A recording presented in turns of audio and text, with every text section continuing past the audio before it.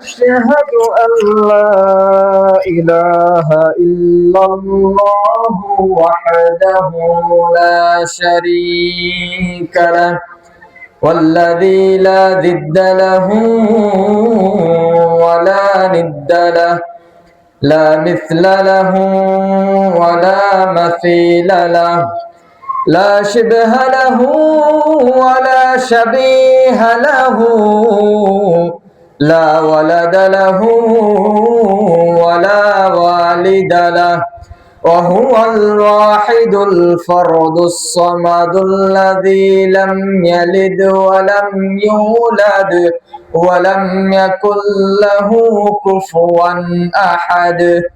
أما بعد فقد قال الله تعالى في كلامه المجيد وفرقانه الحميد بعد أعوذ بالله من الشيطان الرجيم. يا أيها الذين آمنوا اتقوا الله حق تقاته ولا تموتن إلا وأنتم مسلمون. يا أيها الناس اتقوا ربكم الذي خلقكم من نفس واحدة وخلق منها زوجها وبث منهما رجالا كثيرا ونساء واتقوا الله الذي تساءلون به والأرحام إن الله كان عليكم رقيبا. يا أيها الذين آمنوا اتقوا الله وقولوا قولا سديدا يصلح لكم أعمالكم ويغفر لكم ذنوبكم ومن يطع الله ورسوله فقد فاز فوزا عظيما. وقال الله تبارك وتعالى في كلامه المجيد وفرقانه الحميد إلا من تاب وآمن وعمل عملا صالحا فأولئك يبدل الله سيئاتهم حسنات وكان الله غفورا رحيما. وقال رسول الله صلى الله عليه وسلم كل بني آدم خطاء وخير الخطائين التوابون. যাবতীয় প্রশংসা গুণগান সেই মহান রব্বুল আলামিনের নিমিত্তে, যে মহান প্রতিপালক আমাদের সৃষ্টিকর্তা, যে মহান প্রতিপালক আমাদের রিজিক দাতা, যে মহান রব আমাদের হায়াত ও মৌতের মালিক, যে মহান প্রতিপালক আমাদেরকে সর্বোত্তম সর্বশ্রেষ্ঠ দিন ইসলামকে দিয়েছেন, যেই মহান প্রতিপালক আমাদের মাঝে সর্বশ্রেষ্ঠ সর্বশেষ নবীকে প্রেরণ করেছেন, যেই নবীর পরে দুনিয়াতে আর কোন নবী বা রাসূল আগমন করবেন না, যেই মহান প্রতিপালক আমাদেরকে সুস্থ রেখে সুস্থ শরীরে আজকের এই মহতি জলসায় আসার তৌফিক দান করেছেন, সেই রবের দরবারে প্রাণ খুলে শুকরিয়া আদায় করে সকলেই বলে আলহামদুলিল্লাহ। আমরা প্রশংসা করলাম কার? প্রশংসা করব কার? সকল ক্ষেত্রে সকল প্রশংসা পাওয়ার একচ্ছত্র অধিপতি কে? আমাদের সৃষ্টিকর্তা কে? আমাদের জীবন দিয়েছেন কে? আবার মৃত্যু দান করবেন কে? আমাদের বালা মুসিবত দেন কে? আমাদেরকে রোগ ব্যাধি দেন কে? আবার সুস্থ করেন কে? আমাদেরকে দুনিয়াতে অসংখ্য নিয়ামত দান করেছেন কে?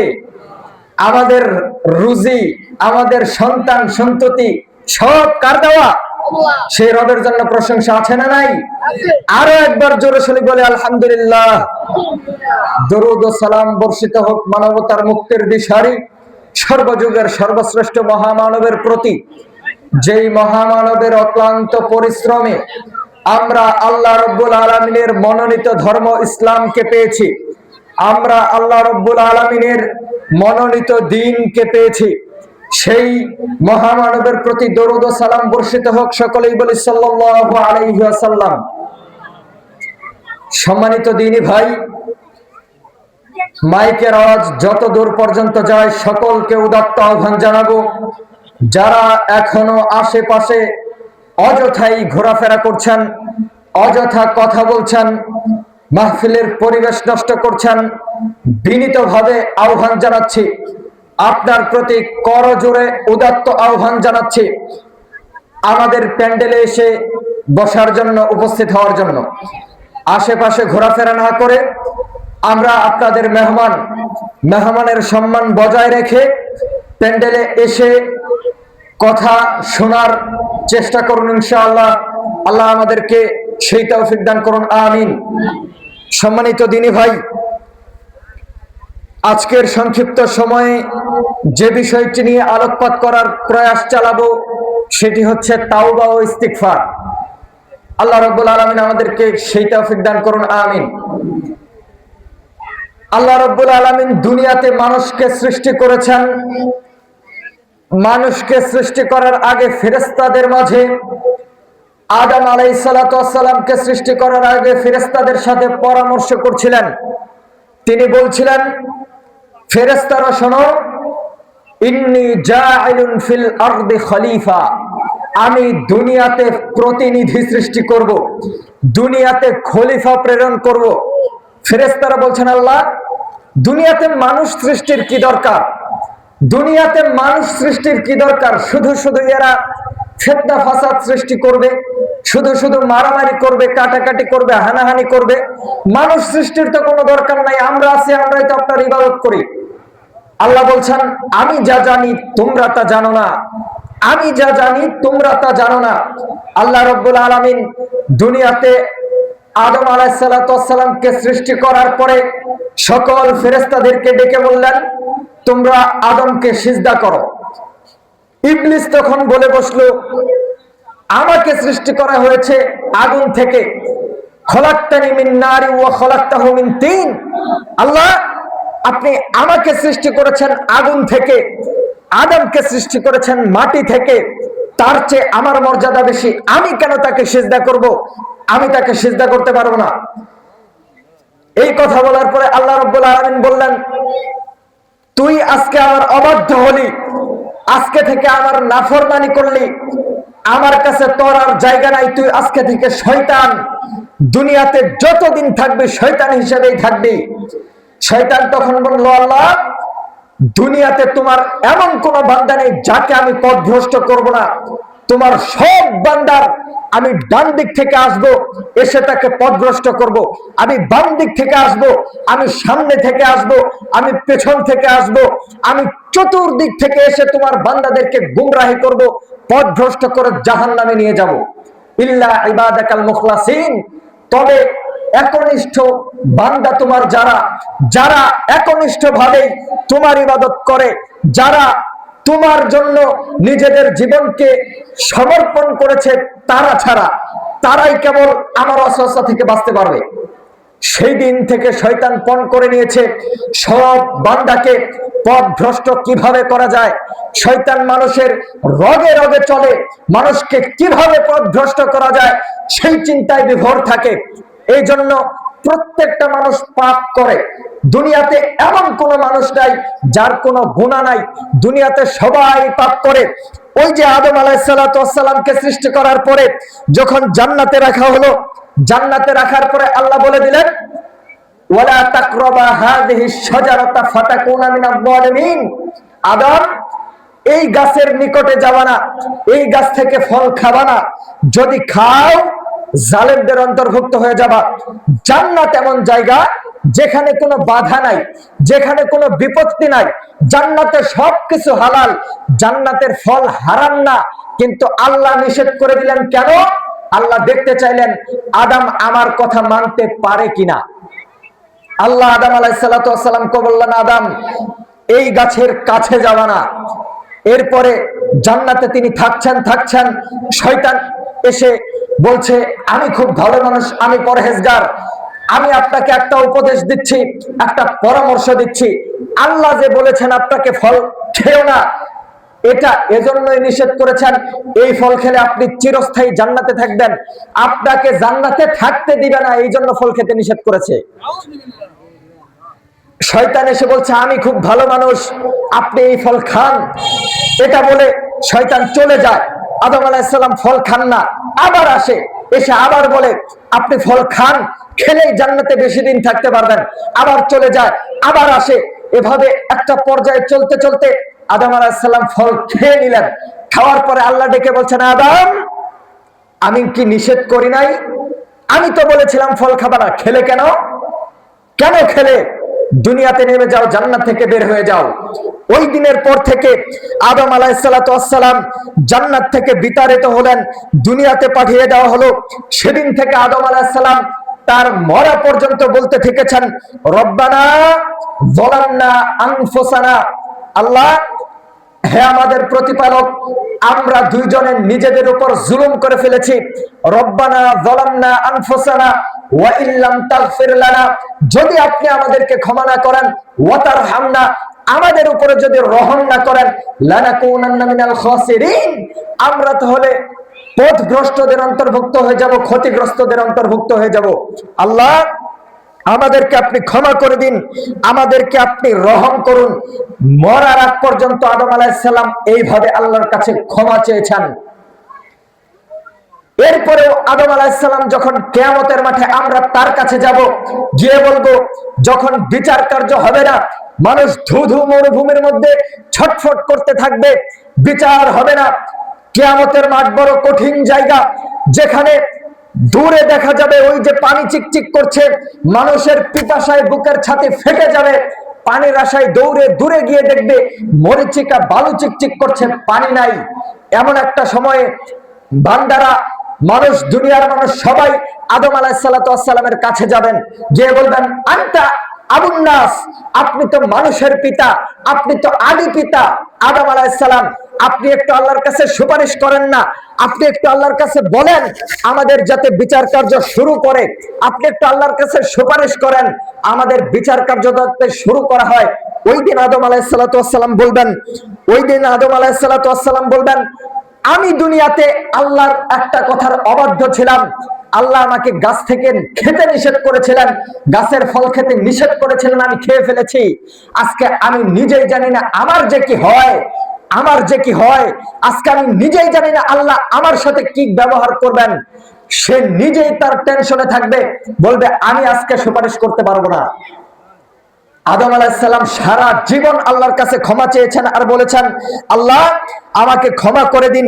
এরপরেও কিয়ামতের মাঠে তিনি বলবেন যে, ওই যে একদিন পাপ করেছিলাম, এর জন্য আজকে আমার কি হয় আমি জানি না, আজকেও আমি অনুতপ্ত। এরপরে মূসা আলাইহিস সালাম বনি ইসরাইলের এক ব্যক্তিকে, ফেরাউনের গোত্রের এক ব্যক্তিকে এক থাপ্পড়ে হত্যা করে ফেলেছিলেন। হত্যা করার পর থেকে তিনি আল্লাহর কাছে ক্ষমা চাচ্ছেন। তিনি বলছেন, রব্বি ইন্নী যালামতু নাফসি ফাগফিরলি, আল্লাহ আমি আমার নফসের উপরে জুলুম করে ফেলেছি, আমি আমার নিজের উপরে সীমা লঙ্ঘন করে ফেলেছি, আমি একজন নিরপরাধ মানুষকে হত্যা করে ফেলেছি, তুমি আমাকে ক্ষমা করো, তুমি আমাকে মাফ করো। রব্বিগফির ওয়ারহাম ওয়া আনতা খায়রুর রাহিমিন, রব্বিগফির ওয়ারহাম ওয়া আনতা আরহামুর রাহিমিন, আল্লাহ তুমি আমাকে ক্ষমা করো, তুমি আমার উপরে রহম করো, আমি বড় পাপী। এভাবে মূসা আলাইহিস সালাম তার গোটা জীবন আল্লাহর কাছে ক্ষমা চেয়েছেন একটি ভুলের কারণে। আইয়ুব আলাইহিস সালামের নিজের কিছু ভুল ছিল, যে কারণে তিনি আল্লাহর কাছে বারবার ক্ষমা চাইতেন। তিনি বলতেন, ইন্নী মাসানিয়াদ দুররু ওয়া আনতা আরহামুর রাহিমিন, আল্লাহ আমি বড় পাপী, আমি পাপ করে ফেলেছি, তুমি বড় দয়াবান, তুমি আমাকে ক্ষমা করো। এভাবে আল্লাহর নবী মূসা আল্লাহর নবী আইয়ুব, আল্লাহর নবী আদম, তাদের মরার আগ পর্যন্ত আল্লাহর কাছে ক্ষমা চেয়েছেন একটা ভুলের কারণে। আজকে আমি আপনি কতগুলো ভুলের মধ্যে নিমজ্জিত, আজকে আপনার আমার কত পাপ যার কোনো হিসাবই নেই, কিন্তু আল্লাহর কাছে আমরা ক্ষমা চাই কয়জন? আল্লাহর কাছে আমরা বলি কয়জন যে আল্লাহ আমাকে ক্ষমা করো?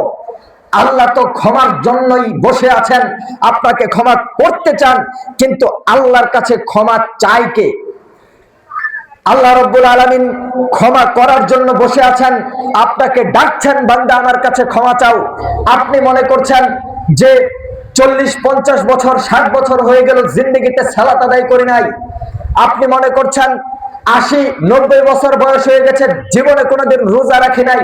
আল্লাহ আমার এত পাপ ক্ষমা করবে কি? আল্লাহ আমাকে মাফ করবে কি? আল্লাহ আমাকে ক্ষমা করবে কি? আপনি মনে করতে পারেন আল্লাহ আমাকে নাও ক্ষমা করতে পারে, আমার তো কত পাপ, আল্লাহ আমাকে কিভাবে ক্ষমা করেন? অথচ আল্লাহ রাব্বুল আলামিন আপনাকে ডাক দিয়ে বলছেন, বান্দা শোনো, ইয়া ইবাদিয়াল্লাযীনা আসরাফু আলা আনফুসিহিম, ও আমার বান্দারা, তোমরা যারা নিজেদের নফসের প্রতি জুলুম করে ফেলেছো, তোমরা যারা নিজেদের উপরে অবিচার করে ফেলেছো, লা তাকনাতু মির রাহমাতিল্লাহ, আল্লাহর রহমত থেকে নিরাশ হয়ো না, আল্লাহর রহমত থেকে নিরাশ হয়ো না।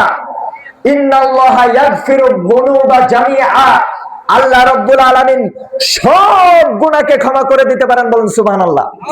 ইন্নাহু হুয়াল গফুরুর রহিম, আল্লাহ বড় ক্ষমাবান, আল্লাহ বড় দয়াবান। আল্লাহ আপনাকে ডেকে বলছেন, বান্দা আমার কাছে ক্ষমা চাও, ক্ষমা চাইলে আমি ক্ষমা করে দিব, ক্ষমা চাইলে আমি মাফ করে দিব। আল্লাহর কাছে ক্ষমা চাই কয়জন? আল্লাহ রাব্বুল আলামিন বলেন, ফাআলান, এই কথা জেনে নাও, আন্নাহু লা ইলাহা ইল্লাল্লাহ, আল্লাহ ছাড়া দ্বিতীয় সত্য কোন ইলাহ নেই। ওয়াস্তাগফির লিযামবিক, নিজের পাপের জন্য অনুশোচনা করো, নিজের পাপের জন্য ক্ষমা চাও, বিনীত হৃদয়ে আল্লাহর কাছে বলো, আল্লাহ আমি পাপ করে ফেলেছি, আমার অনেক পাপ, তুমি ক্ষমা করে দাও। এই কথা আল্লাহর কাছে আল্লাহ বলতে বলছেন, ক্ষমা করার দায়িত্ব ওনার। পাপ হয়ে গেলে আল্লাহর কাছে ক্ষমা চাওয়ার দায়িত্ব আপনার, ক্ষমা চাওয়ার পরে ক্ষমা করার দায়িত্ব ওনার। এই টেনশন করার কোনো কারণ নাই যে আল্লাহ আমাকে ক্ষমা করবেন কিনা, আল্লাহ আমাকে মাফ করবেন কিনা, এই টেনশন করার কোনো কারণ নাই। কারণ আল্লাহ রাব্বুল আলামিন এত ক্ষমাবান, এত দয়াবান।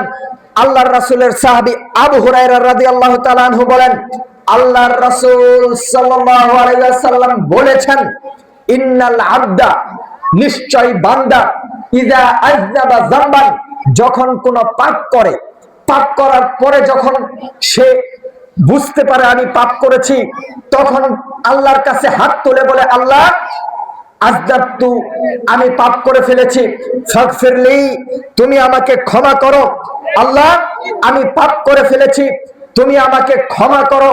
তখন আল্লাহ বলেন, আলিমা আব্দি, আমার বান্দা কি জানে আন্না লাহু রব্বান, তার একজন রব আছে, ইয়াগফিরু যামবান ওয়া ইয়াখুযু বিযামবিন, যে রব চাইলে তাকে শাস্তি দিতে পারে, চাইলে ক্ষমা করে দিতে পারে।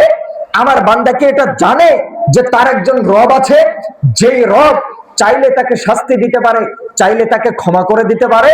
আমার বান্দা যদি এটা জেনে শুনে আমার কাছে ক্ষমা চায়, আমি আমার বান্দার সব পাপকে ক্ষমা করে দিলাম। এরপরে বান্দা দিন যায় থাকে, দিন যায় থাকে, এরপরে হঠাৎ করে আবার আরেকদিন পাপ করে ফেলেছে। পাপ করার পরে আল্লাহর কাছে হাত তুলে বলছে, আল্লাহ আযনাবতু, আমি পাপ করে ফেলেছি, তুমি বড় দয়াবান, ফাগফিরলি, তুমি আমাকে ক্ষমা করো। তখন আবার আল্লাহ বলেন, আমার বান্দা কি জানে যে তার একজন রব আছে, আন্না লাহু রব্বান ইয়াগফিরু যামবান ওয়া ইয়াখুযু বিযামবিন, যে রব তাকে পাপের কারণে শাস্তিও দিতে পারে, আবার চাইলে ক্ষমা করেও দিতে পারে। আমার বান্দা কি এটা জানে? যদি আমার বান্দা জেনে শুনে আমার কাছে ক্ষমা চায়, আমি বান্দার সব পাপ ক্ষমা করে দিলাম। এভাবে আবার থাকে দিন যায়, থাকে দিন যায়, বান্দা আবার পাপ করে ফেলে।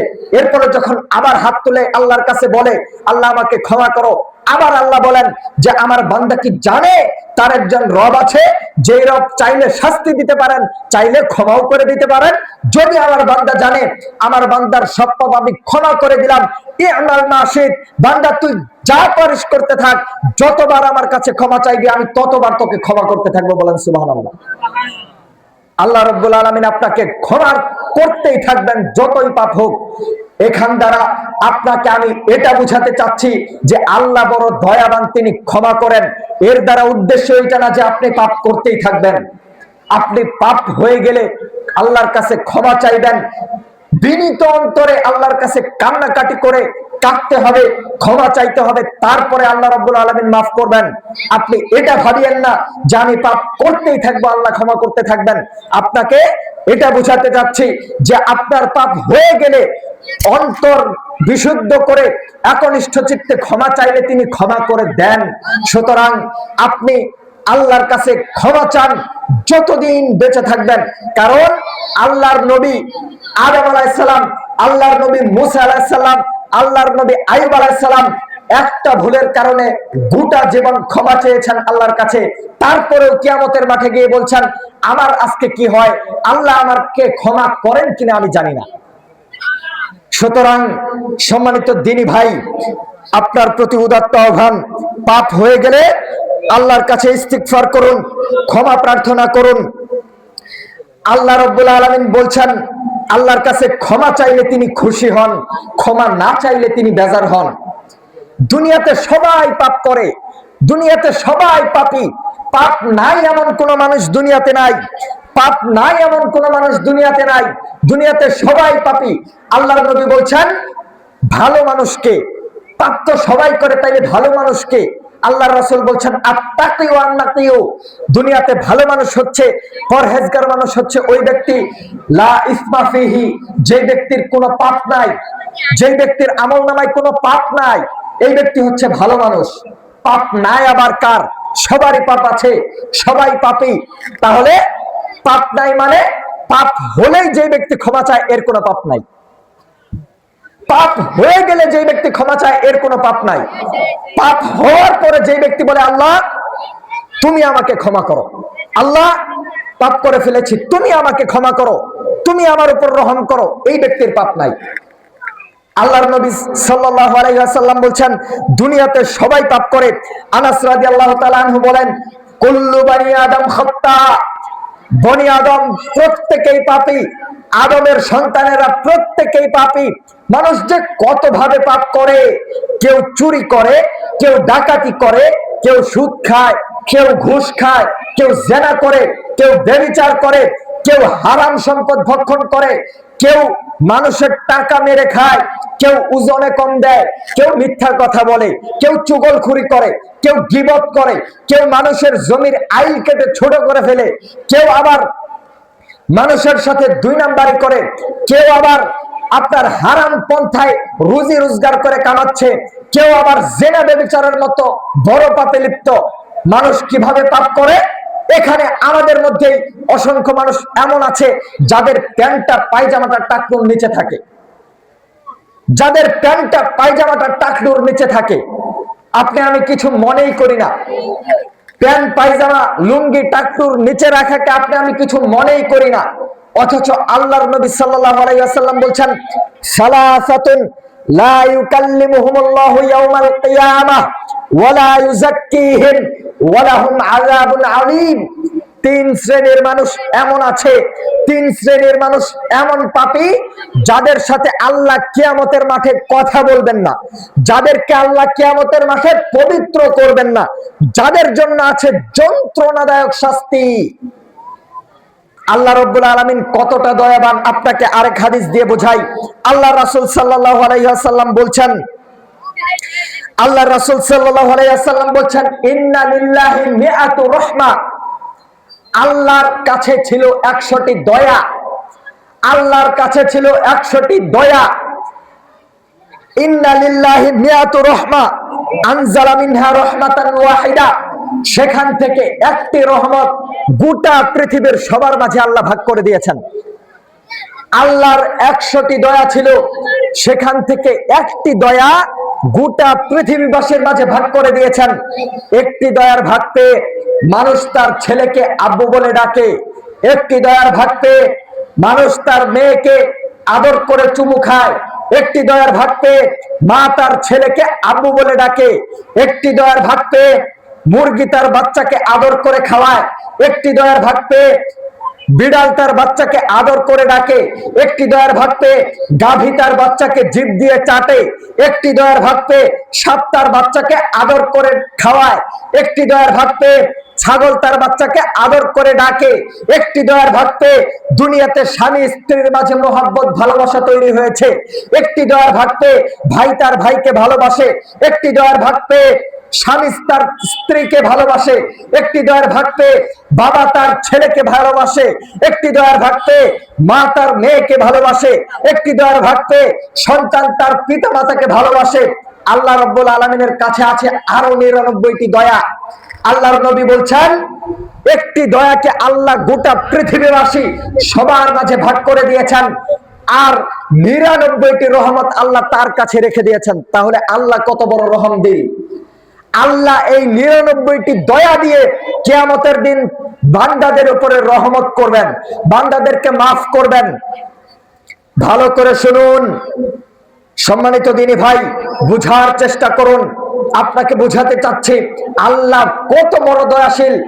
আল্লাহর 99টি দয়া, এই 99 দয়া দিয়ে কিয়ামতের মাঠে তিনি বান্দাদেরকে মাফ করবেন, অথচ 3 শ্রেণীর মানুষের সাথে কিয়ামতের মাঠে কথা বলবেন না। তাহলে তারা কত বড় পাপী! আল্লাহর 99টি দয়া দিয়ে আল্লাহ মানুষকে মাফ করবেন কিয়ামতের দিন, অথচ 3 শ্রেণীর মানুষের সাথে কিয়ামতের মাঠে কথাই বলবেন না, তাদেরকে ক্ষমা করবেন না, তাদের জন্য আছে যন্ত্রণাদায়ক শাস্তি। তাহলে তারা কত বড় পাপী!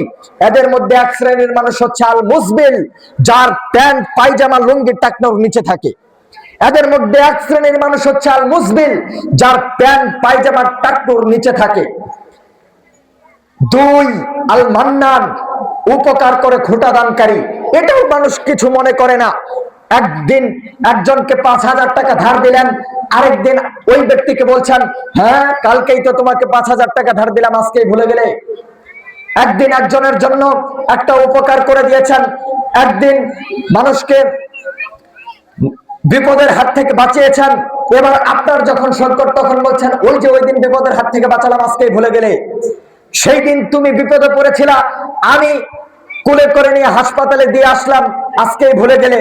সেই দিন মানুষ তোমাকে মারতে এসেছিল, আমি মানুষের সামনে বুক পেতে দিয়েছিলাম তোমাকে রক্ষার জন্য, আজকেই ভুলে গেলে। দান করে খোটা দানকারী, উপকার করে খোটা দানকারী, এই ব্যক্তির সাথে আল্লাহ কিয়ামতের দিন কথা বলবেন না।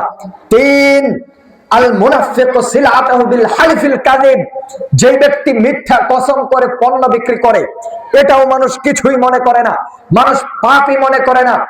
পণ্যটা 10 টাকায় কিনা, বলছে আল্লাহর কসম 15 টাকায় কিনেছি। একটা শাল কিনতে গিয়েছেন, চাদর কিনতে গিয়েছেন, বলছে আল্লাহর কসম এটা 5,000-এর নিচে দিতেই পারবো না, আমার কেনাই 4,500 টাকা, অথচ 3,000 টাকায় কিনেছে। একটা কাপড় কিনতে গিয়েছেন, বলছে আল্লাহর কসম এইটা 100 টাকায় কিনা, অথচ 90 টাকায় কিনেছে। কসম করে পণ্য বিক্রয়কারী, মিথ্যা কথা বলে পণ্য বিক্রয়কারী, এই 3 শ্রেণীর মানুষের সাথে আল্লাহ কিয়ামতের দিন কথা বলবেন না, তাদেরকে পবিত্র করবেন না, তাদেরকে ক্ষমা করবেন না, তাদের জন্য রয়েছে যন্ত্রণাদায়ক শাস্তি। সম্মানিত দিনী ভাই, আপনাকে বুঝাচ্ছিলাম মানুষ কত ভাবে পাপ করে, মানুষ অসংখ্য অগণিত পন্থায় পাপ করে। দুনিয়াতে সবাই পাপী, দুনিয়াতে সবাই পাপ করে। তাহলে ভালো মানুষকে আল্লাহর নবী বলছেন, কুল্লু বানি আদম খাত্তা, সবাই পাপ করে, অখাইরুল খাত্তাইনাত তাওয়াবুন, দুনিয়াতে ভালো মানুষ হচ্ছে ওই ব্যক্তি যে পাপ করার পরপরই তাওবা করে আল্লাহর কাছে ক্ষমা চায়। যে ব্যক্তি পাপ হয়ে গেলেই আল্লাহর কাছে ক্ষমা চায়, এই ব্যক্তি হচ্ছে ভালো মানুষ। এই ব্যক্তির পাপ নাই।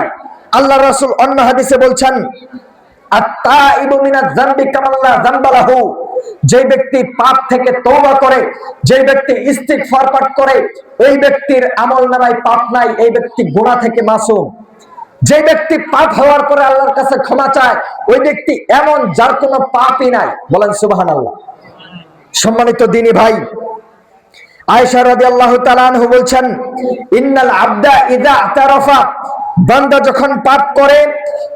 যখন পাপ করে স্বীকার করে বুঝতে পারে যে আমি পাপ করে ফেলেছি, আমি ভুল করে ফেলেছি, সুম্মা তাবাল্লাহু আলাইহি, এরপরে যখন আল্লাহর কাছে ক্ষমা চায়, আল্লাহর কাছে হাত উঠিয়ে বলে, আল্লাহ তুমি আমাকে ক্ষমা করো, তুমি আমাকে মাফ করো, আমি বড় পাপী, তুমি বড় দয়াবান। তাবাল্লাহু আলাইহি, আল্লাহ তার তাওবা কবুল করে নেন, তাকে ক্ষমা করে দেন। আল্লাহর কাছে কোনো ব্যক্তি মাফ চাইলে আল্লাহ তাকে ক্ষমা করে দেন।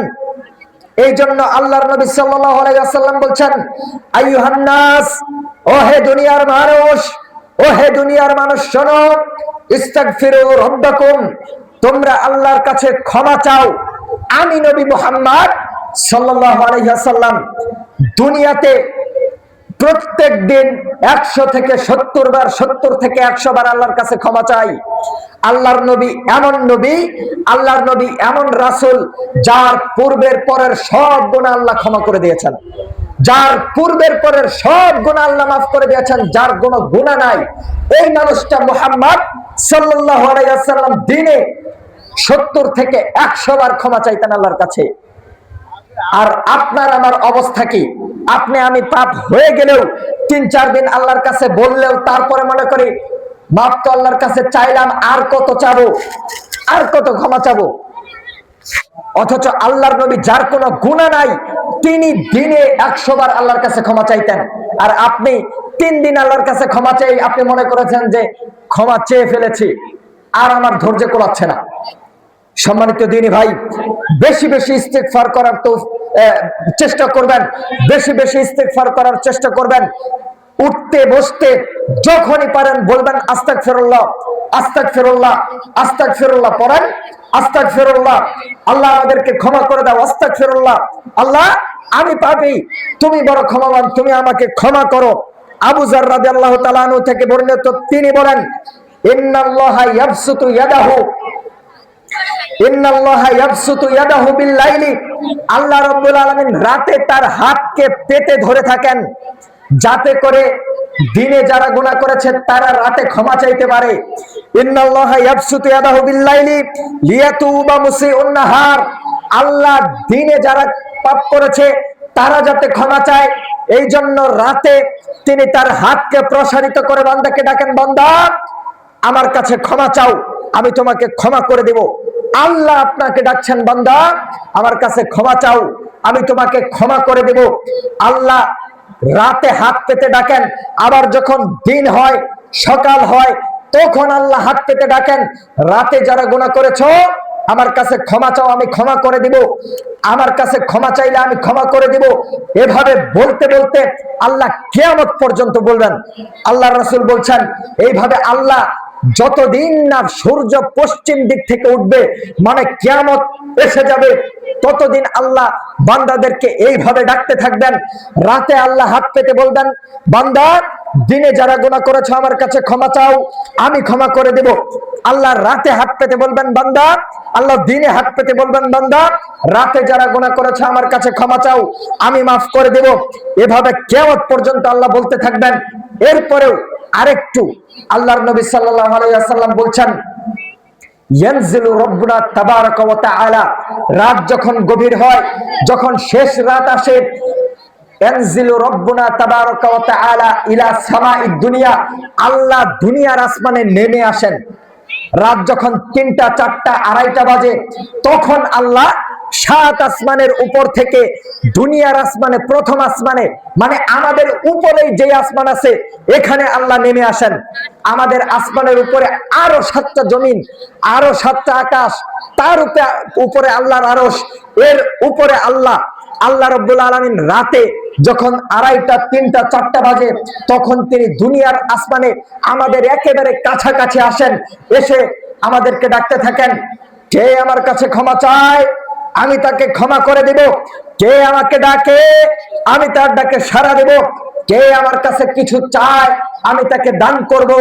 ক্ষমা চায় কে? আল্লাহ ফজর হওয়ার আগ পর্যন্ত সারা রাত, রাতের শেষ তৃতীয়াংশ আপনাকে ডাকতে থাকেন, বান্দা আমাকে যে ডাকে আমি তার ডাকে সাড়া দিব। আমার কাছে কেউ যদি কিছু চায়, যদি কেউ বলে আল্লাহ আমি বিপদে, তুমি আমার বিপদ দূর করো, আমি বিপদ দূর করে দেব। যদি কেউ বলে আল্লাহ আমার সন্তান হয় না, তুমি তো পারো সন্তান দিতে, তুমি আমাকে সন্তান দান করো, আল্লাহ বলছেন আমি তাকে সন্তান দিয়ে দিব। আল্লাহর নবী ইব্রাহিম আলাইহিস সালাতু ওয়াস সালাম 80 বছর বয়সে বার্ধক্যে উপনীত হয়েছেন, গায়ে আর শক্তি নাই, হাড়গুলো দুর্বল হয়ে গেছে, তার স্ত্রী আবার বন্ধা, সন্তান হয় না।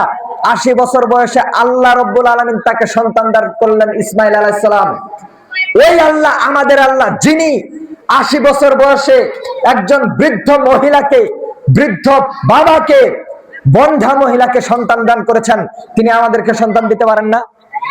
পারেন কি পারেন না?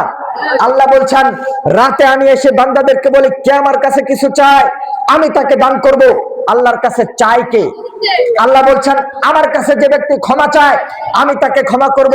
আল্লাহর কাছে ক্ষমা চাই কে? রাত 3টা পর্যন্ত টিভি দেখেছেন, আপনার ঘরে টিভি বন্ধ হয়েছে রাত 3টা বাজে, এরপরে আপনি রাত 3টায় ঘুমাতে গিয়েছেন, বেলা 11টায় আপনি ঘুম থেকে উঠেছেন, আপনি আল্লাহর কাছে ক্ষমা চাইবেন কখন? রাত 2:30 3টা পর্যন্ত এলাকার বাজে দুষ্ট ছেলেপেলেগুলো বক্সে ডিজে পার্টি করে গান বাজায়, এরপরে ঘুমাতে যায়, ক্ষমা চাইবে কখন? আল্লাহ যখন এসে ডাকেন, আল্লাহ যখন ক্ষমা চাইতে বলেন, তখন এক শ্রেণীর যুবক নেশা করে, মদ খেয়ে, ইয়াবা খেয়ে, ফেন্সিডিল খেয়ে বাংলার অলিতে গলিতে, শহরের রাস্তাঘাটগুলোতে মাতাল হয়ে পড়ে থাকে। ক্ষমা চাইবে কখন? বাংলাদেশে অসংখ্য পতিতালয় আছে। আল্লাহ নিজে এই সময়টাতে এসে, যেই সময়টাতে এসে বান্দাদেরকে ডাকেন ক্ষমা চাওয়ার জন্য, বাংলাদেশে অসংখ্য পতিতালয় আছে। শুধুমাত্র ঢাকা শহরে 400 পতিতালয় আছে। প্রত্যেকটা পতিতালয় যদি 10 জন করেও থাকে তাহলেও তো অনেক। এই এতগুলো মানুষ প্রত্যেক দিন রাতে আল্লাহ যখন এসে বলেন আমার কাছে ক্ষমা চাও, তখন একসাথে অপকর্ম করতে থাকে ফজর পর্যন্ত। এশার পর থেকে নিয়ে ফজর পর্যন্ত এতগুলো মানুষ একসাথে অপকর্মে লিপ্ত থাকে। যখন আল্লাহ রাব্বুল আলামিন দুনিয়ার আসমানে এসে বান্দাদেরকে ডাকেন সেই সময়, তাহলে আল্লাহর কাছে ক্ষমা চাইবে কিভাবে? আল্লাহর কাছে বলবে কিভাবে আল্লাহ ক্ষমা করো? এছাড়াও বাকি যারা আছে 90% মানুষ ঘুমিয়ে রাত পার করে দিচ্ছে। 90% মানুষ ঘুমের ঘরে বিভোর। কখন সে উঠবে, কখন সে সালাতে দাঁড়াবে, আর কখন ক্ষমা চাইবে, হুঁশ জ্ঞান বলতে কিছু নাই। অথচ আল্লাহ রাব্বুল আলামিন আপনাকে দুনিয়ার আসমানে এসে বারংবার ডাকছেন, আহ্বান করছেন, কে আমার কাছে কিছু চায়, কার কোন সমস্যা, আমি আল্লাহকে বলো, আমি তোমার সমস্যা দূর করে দেব, আমি তোমাকে ক্ষমা করে দেব। ক্ষমা চাই কে?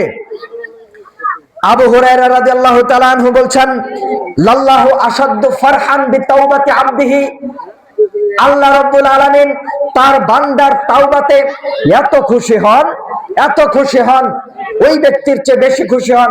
কোন ব্যক্তির চেয়ে? আল্লাহর কাছে তাওবা করলে, ক্ষমা চাইলে আল্লাহ বলছেন তিনি খুশি হন।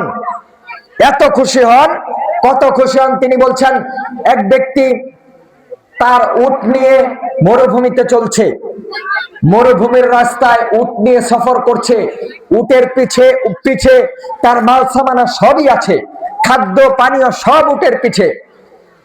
এই ব্যক্তি উট দিয়ে চলতে চলতে ক্লান্তি অনুভব করেছে, গাছের ছায়ায় ঘুমিয়ে গিয়েছে। ঘুম থেকে উঠে দেখছে তার উটটা আর নাই, হারিয়ে গিয়েছে। অথচ ওই উটের পিঠে তার খাবার, তার পানি।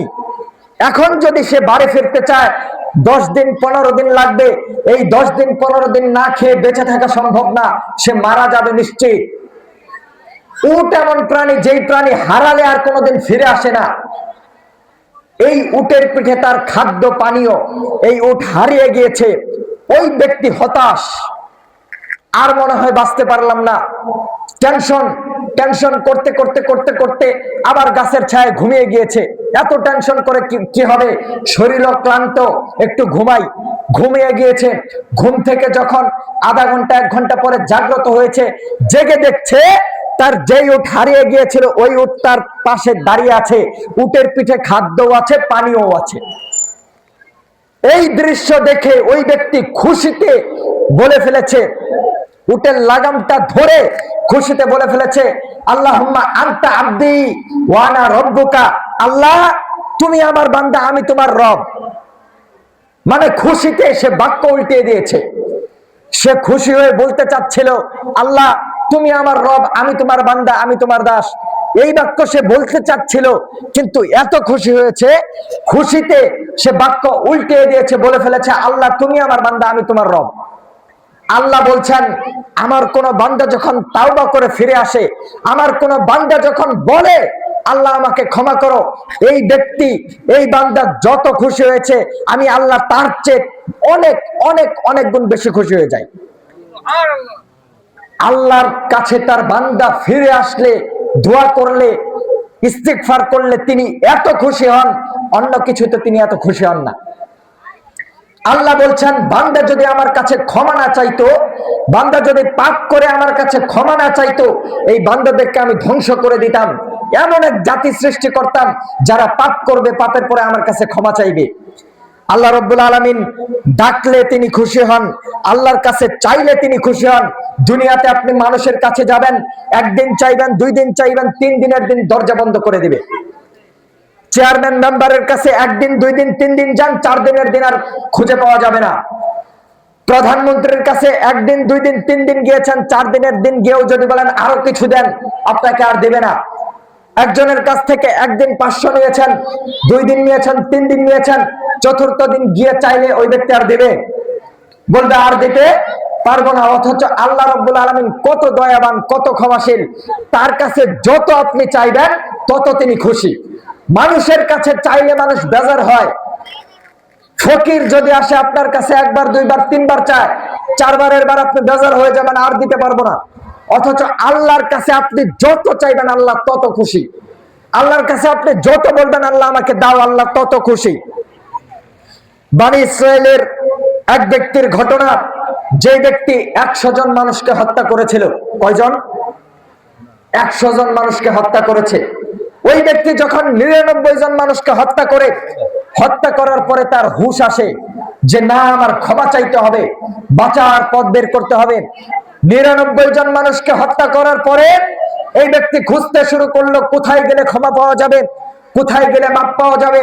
ঘুরতে ঘুরতে ঘুরতে ঘুরতে এক আবেদের কাছে গিয়েছে, এক দরবেশ ব্যক্তির কাছে গিয়েছে। দরবেশ হচ্ছে সমাজে কিছু লোক আছে না, মসজিদে সবসময় সালাত আদায় করে, দাঁড়িয়ে আছে মাশাআল্লাহ, সবসময় টুপি পাঞ্জাবি পরে থাকে, হজ করে আসছে, কিন্তু তার বিদ্যা বুদ্ধি বেশি নাই, ইলম কালাম বেশি নাই, কিছু জানে না, কিন্তু ইবাদত বেশি করে।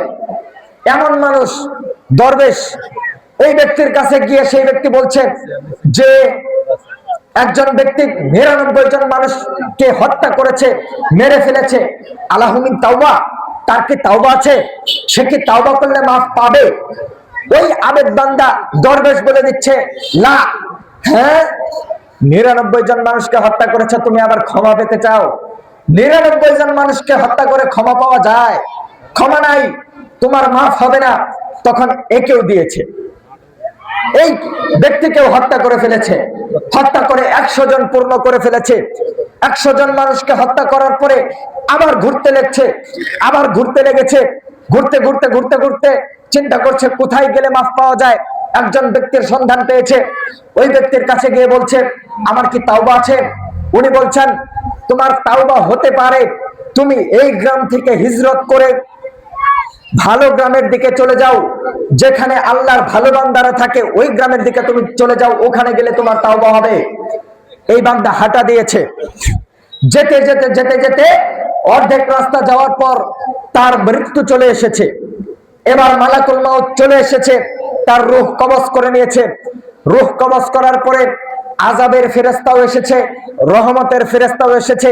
এসে বলছে যে এই ব্যক্তি ক্ষমা চাইতে গিয়েছিল, সে তাওবা করার মনস্থির করেছিল, তাকে আমরা জান্নাতের দিকে নিয়ে যাব। আযাবের ফেরেশতা বলছে সে তাওবা এখনো করতে পারে নাই, সে পাপী, 100 জনকে হত্যা করেছে, তাকে জাহান্নামে নিয়ে যাব। এবার আল্লাহ রাব্বুল আলামিন কৌশল করলেন। আল্লাহ রাব্বুল আলামিন বললেন, যেই জমিন থেকে সে হিজরত করে আসছিল ওই জমিনকে সে আল্লাহ বললেন তুমি একটু পিছনের দিকে হটো। যেই জমিনের দিকে সে যাচ্ছিল ওই জমিনকে আল্লাহ বললেন তুমি একটু সামনের দিকে আগাও। এবার ওই ব্যক্তিটা তার বুক দিয়ে ঠেলে সামনের দিকে একটু আগে অগ্রসর হয়েছিল।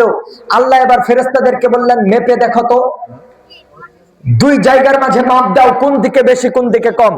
এবার মেপে দেখা গেল যে যেই দিক থেকে আসছিল ওই দিকে বেশি, যেই দিক যাচ্ছিল ওই দিকে রাস্তা কম।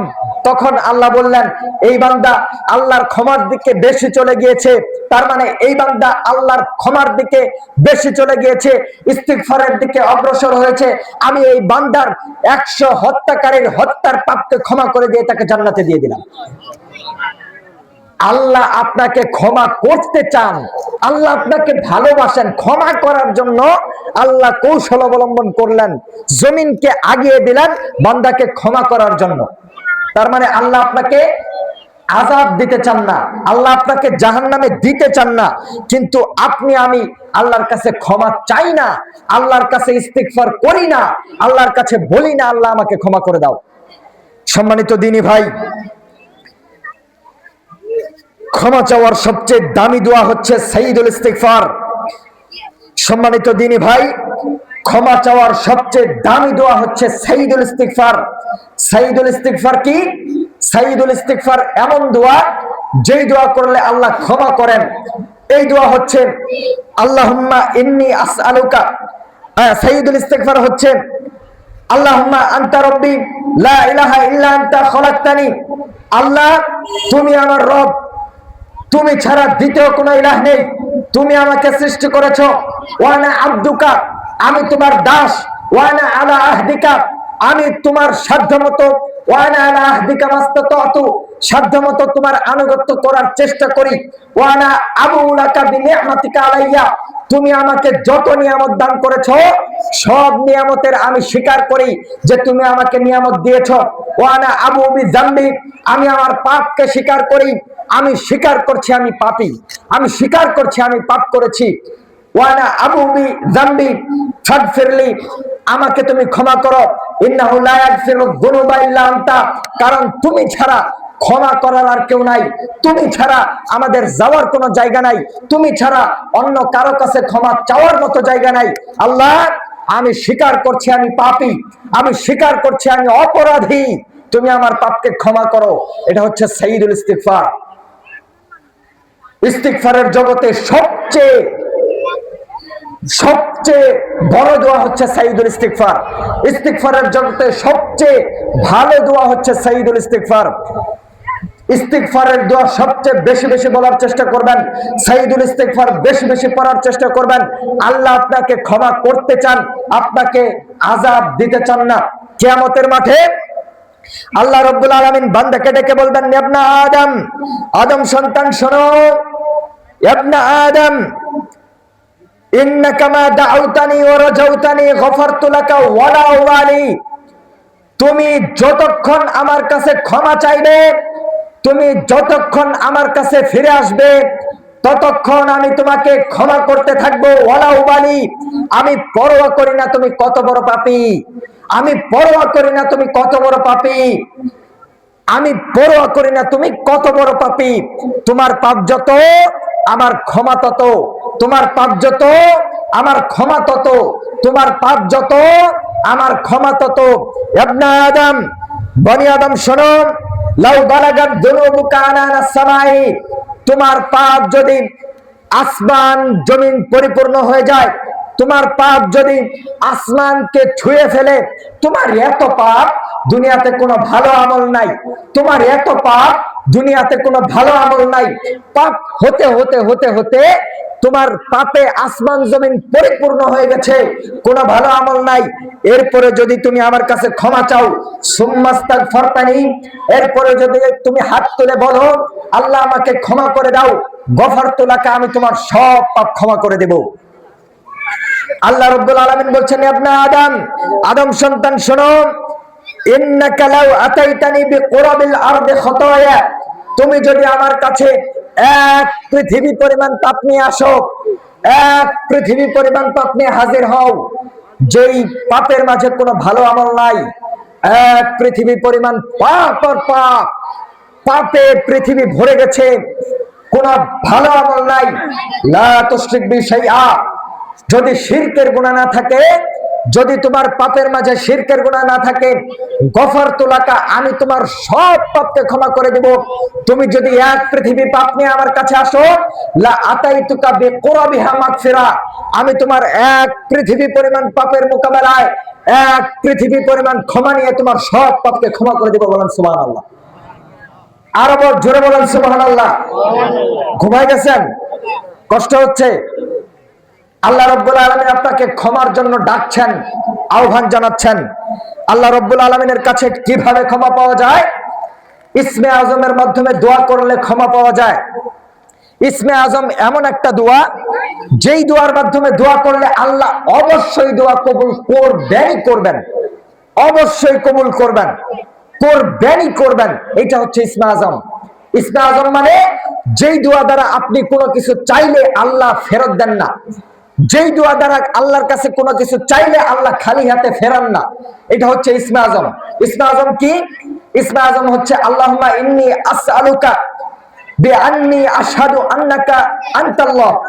আল্লাহুম্মা ইন্নী আসআলুকা, আল্লাহ আমি তোমার কাছে চাচ্ছি, বিআন্নী আশহাদু, আমি সাক্ষ্য দিচ্ছি, আন্নাকা আনতাল্লাহ, আমি সাক্ষ্য দিচ্ছি তুমি আল্লাহ, তুমি আল্লাহ, এই জন্য তোমার কাছে চাচ্ছি, তুমি আল্লাহ, এই জন্য তোমার কাছে চাচ্ছি।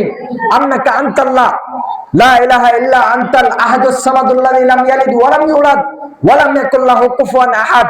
তুমি ছাড়া কোন সত্য মাবুদ নাই, তুমি এমন এক সত্তা যিনি এক ও অদ্বিতীয়, যার কোনো শরীক নাই, যিনি একাই স্বয়ং সম্পূর্ণ অমুখাপেক্ষী, যার কোনো ছেলে নাই, যার কোনো পিতা নাই, যিনি কাউকে জন্ম দেন নাই, কারো থেকে জন্ম নেন নাই।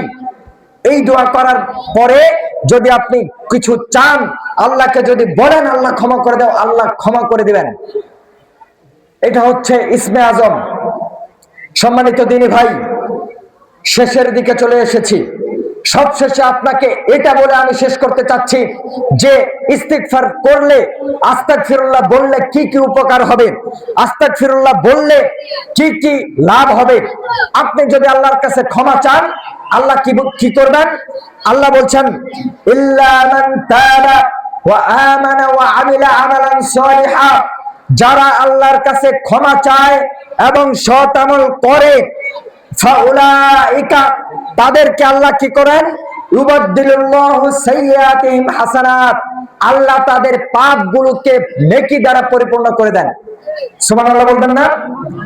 আল্লাহ বলছেন, আল্লাহর কাছে কেউ ক্ষমা চাইলে আল্লাহ তার পাপগুলোকে নেকিতে পরিপূর্ণ করে দেন, পাপকে উল্টিয়ে নেকি বানিয়ে দেন। ইস্তিগফার করার লাভ, ইস্তিগফার করার উপকারিতা। 2, আল্লাহ আপনাকে ভালোবাসবেন। আল্লাহ বলছেন, ইন্নাল্লাহা ইউহিব্বুত তাওয়াবিন ওয়া ইউহিব্বুল মুতাতাহহিরিন, আল্লাহর কাছে তাওবা করলে আল্লাহ খুশি হন, ভালোবাসেন। আল্লাহর কাছে তাওবা করলে আল্লাহ খুশি হন, ভালোবাসেন। 3, আল্লাহর কাছে তাওবা করলে, ইস্তিগফার করলে আল্লাহ উত্তম রিজিকের ব্যবস্থা করেন, উত্তম রিজিক দেন। আল্লাহ রাব্বুল আলামিন বলছেন যে আল্লাহর কাছে যে ব্যক্তি ইস্তিগফার করে, ইস্তিগফার করলে আল্লাহ রাব্বুল আলামিন আসমান থেকে বৃষ্টি বর্ষণ করেন, রিজিকের টেনশন করা লাগে না। আল্লাহ রাব্বুল আলামিন বলছেন, ফাকুল তুস্তাগফিরু রাব্বাকুম ইন্নাহু কানা গফফারা, আল্লাহর কাছে ক্ষমা চাও, তিনি বড় ক্ষমাবান। ইউরসিলিস সামাআ আলাইকুম মিদরারা, যদি তার কাছে ক্ষমা চাও আসমান বৃষ্টি বর্ষণ করবে মুষলধারে। ওয়া ইউমদিদকুম বিআমওয়ালি ওয়া বানিন ওয়া ইয়াজআল লাকুম জান্নাতি ওয়া ইয়াজআল লাকুম আনহারা, আল্লাহর কাছে ক্ষমা চাইলে আল্লাহ সন্তান সন্ততিতে বরকত দিয়ে ভরপুর করে দিবেন।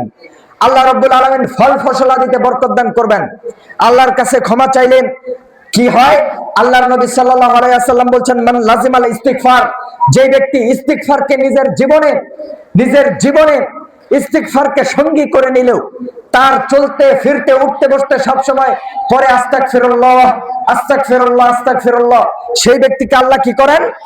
আল্লাহ রাব্বুল আলামিন তাকে জাআলাল্লাহু লাহু মিন কুল্লি দাইয়্যিকিন মাখরাজা, তার সকল বিপদ আপদ দূর করে দেন, তার সকল বালা মুসিবত দূর করে দেন।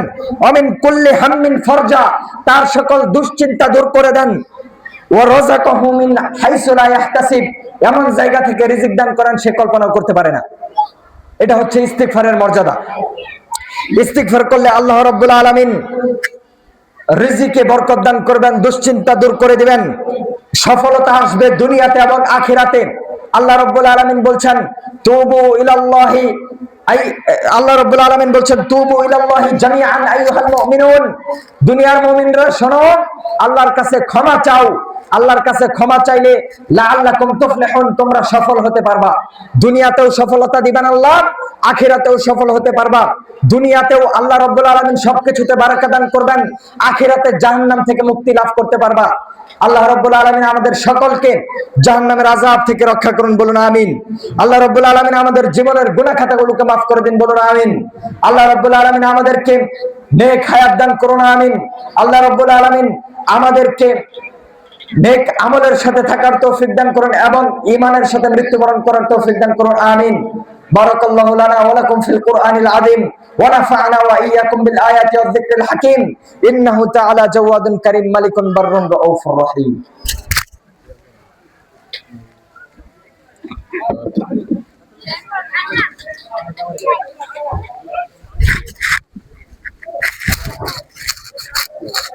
আচ্ছা, ভালো।